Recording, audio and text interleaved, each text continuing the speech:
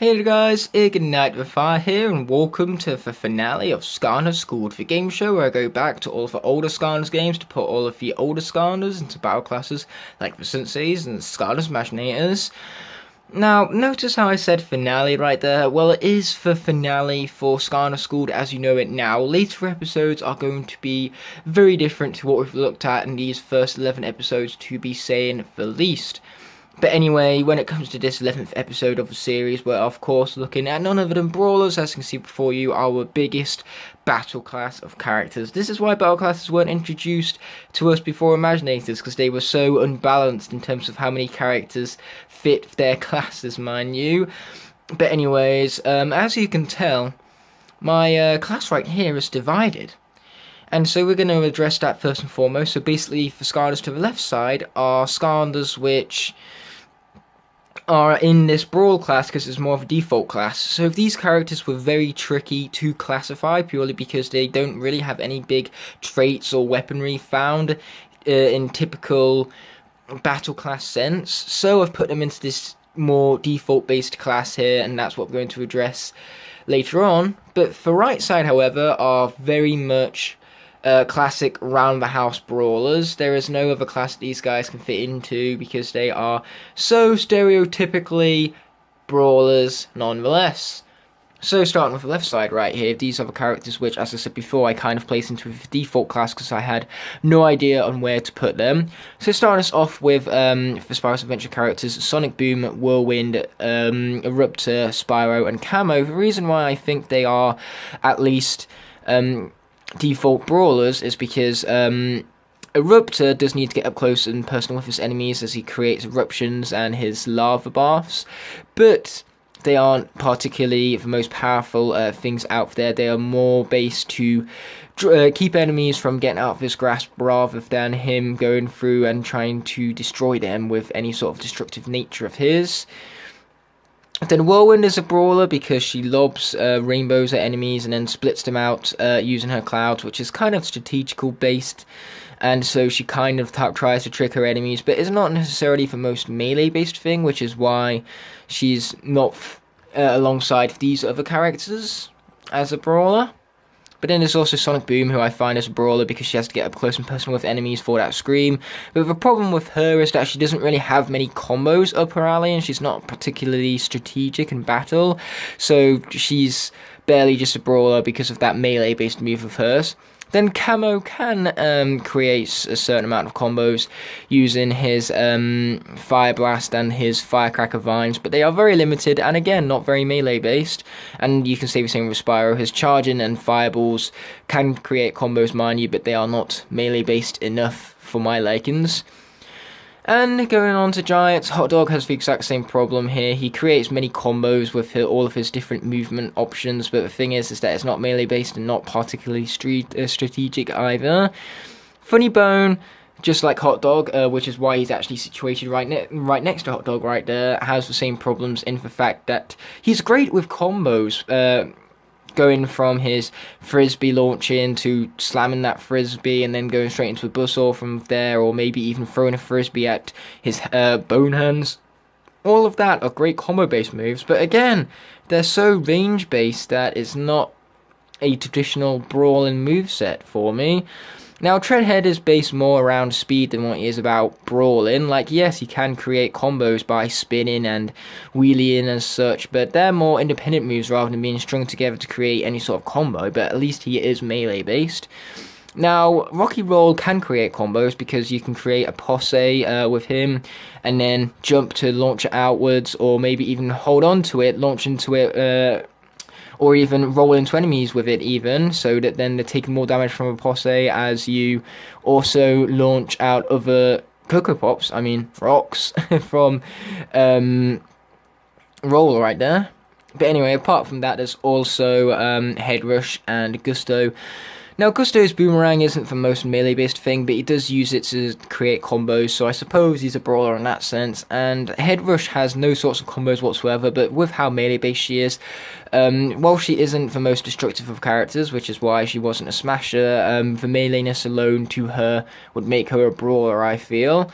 And not to mention because she can kind of combo her own charge it does make her an honorary brawler in that sense. But now, let's move on to our classic around-the-house brawlers. These characters I could not put in any other class because they are clearly just, well, brawlers. So starting us off here with Spyro's Adventure, we have Terrafin back there, Warnado, Wrecking Ball, and Slam Bam. Now, Wrecking Ball does have a tongue-based attack, but apart from that, he's all melee-based. He charges burps and charges head first with his bowling ball, which, when comboed with that burp, actually creates some devastating effects. So above all, he's strategic, melee, and combo-based, which is why he's a brawler. You can say the same for Warnado, actually. He gets up close and personal with his enemies to combo them with his spins and his tornadoes all at once. And then Terrafin has many boxing combos that he can pull off for all 1-2 with enemies. Not to mention, he purposefully goes close within them to duke it out, you could say. And Slam Bam has that same trait, mind you. He goes into combat melee-based. In fact, he even freezes enemies to create combos with his fists upon them.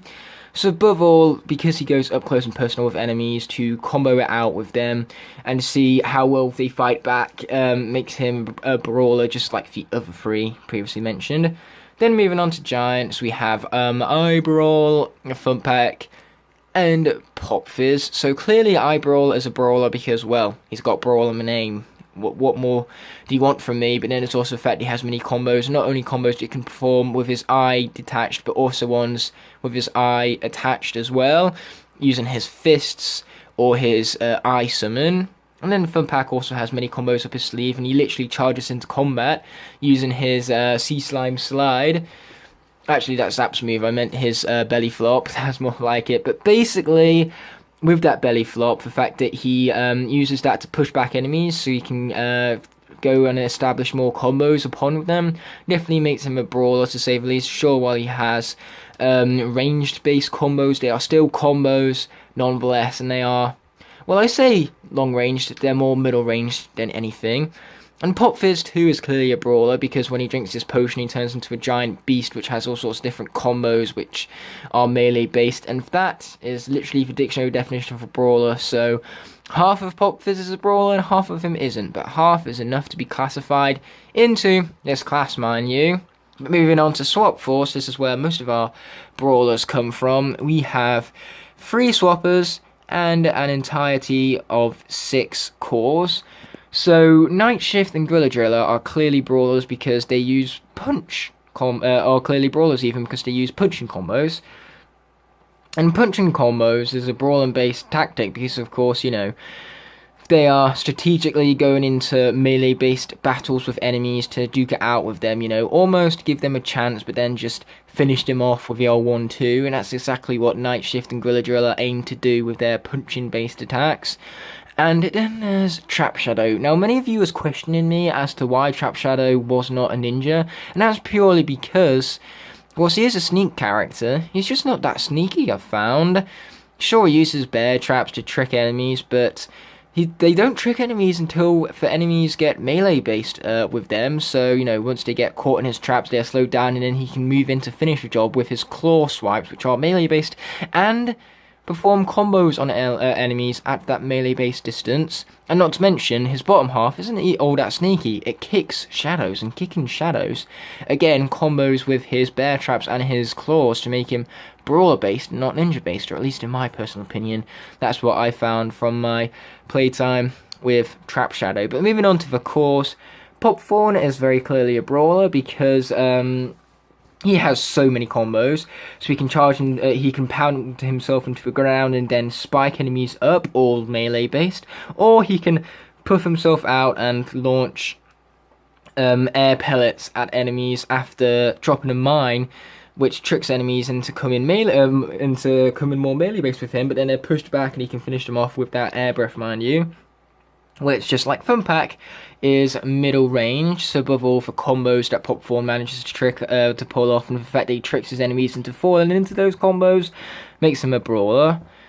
Now, Slobbertooth is a brawler, not a smasher, because yes, he's melee based, and no, however, he isn't bent on destruction. He does not have a lust for pulverizing his enemies. He just wants to duke it out, swing his head at them, you know, show them a few moves, and then finish them off. That's exactly what brawlers do. And then Roller Brawl, well, it's the same as Brawl, really. She's a brawler because it says so in her name, and then on top of that, she has plenty of melee-based combos for you to enjoy. Now, Smolder Dash charges into battle, whips first, out to combo you first and foremost, because if you combo her Suns with her whip and her Eclipse mode, making that even more powerful, her moveset is based all around tricking enemies and coming towards her combo so she can finish them off like so. In that way, she's kind of show off, which makes her, like the other characters here, a brawler. But then moving on to Wind Up. Wind Up is clearly a brawler because, well, of his speed. So he runs into melee combat and then he can spin around his enemies whilst constantly punching them at that melee-based range. So that part to him is very brawler-based, that speed and that melee-based trickery. I just find to be the perfect brawler. Now, Riptide is another one a lot of you have been questioning. Why is he not a knight? I've heard. Well, Riptide isn't a knight because his weaponry isn't reflective enough of a knight. Now, I know it's called a swordfish, and I've made this joke several times already, but here, the joke just doesn't land, really. Just because it's got sword in the name doesn't make it for sword weaponry. And not to mention, knights, whilst they do wear armour, and Riptide has armour, mind you, the rest of his aesthetics do not match that, because he is a fish, and not a knight. But the thing is that knights are noble and honourable in battle. Riptide is none of those because he is a fish using fish in battle. How is using your own species and waving them around, slapping enemies with them, to kill your own enemies a noble and honourable mindset of his? It just simply isn't. This guy, instead, when he swings, is focused upon duking it out with his enemies, you know, kind of tricking towards them, showing off in a way, and those are all brawler-based traits and not knight-based traits, which is why Riptide is here and not there. But next up, we get to move on to Trap Team with our Trap Masters and our course in the form of Jawbreaker, Shortcut, Echo, and Blackout. Sorry, I forgot his name right there. But point is, Jawbreaker is a brawler because, well, he punches things, like a lot. And so that combos he has in his punch moves are basically just like Night Shift and Gorilla Driller. And when we have comparisons to characters already in classes, of course, Jawbreaker would be classified as this class.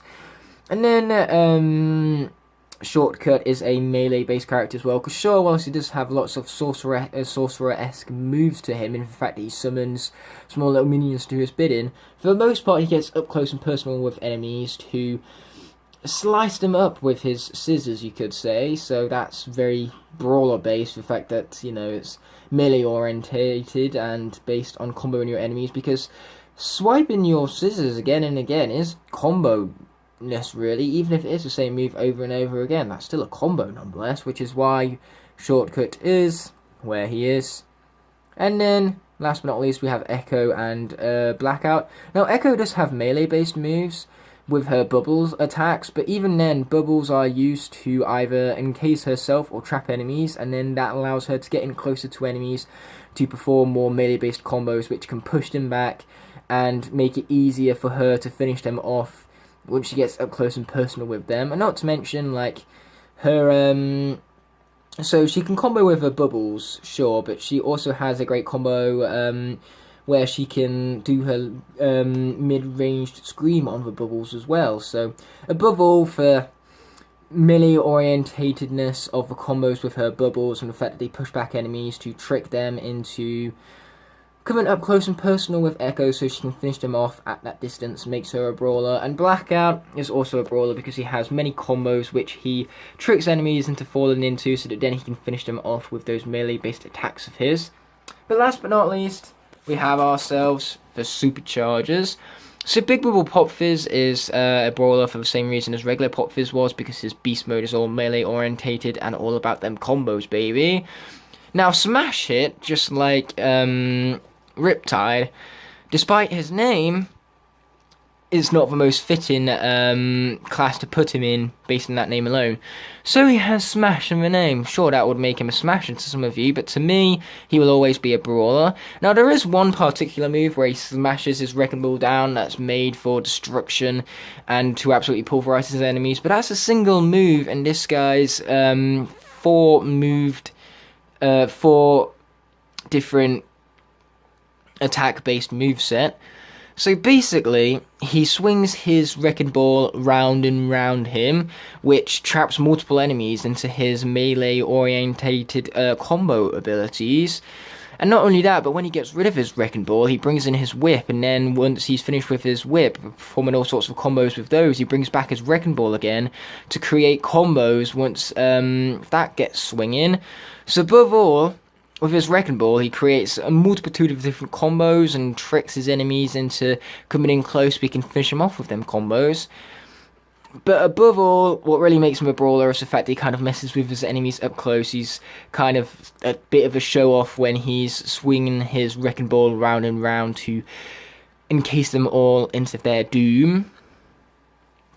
By the way, our last three characters, Bone Bash Rollerball, has the same reasoning to be a Brawler as regular Rollerball does. She has a lot of melee-based combos to pull off. And it's the same with Spitfire as well. He is very melee-based, and he even charges into combat in order to chase down enemies and perform his melee combos on them to finish them off.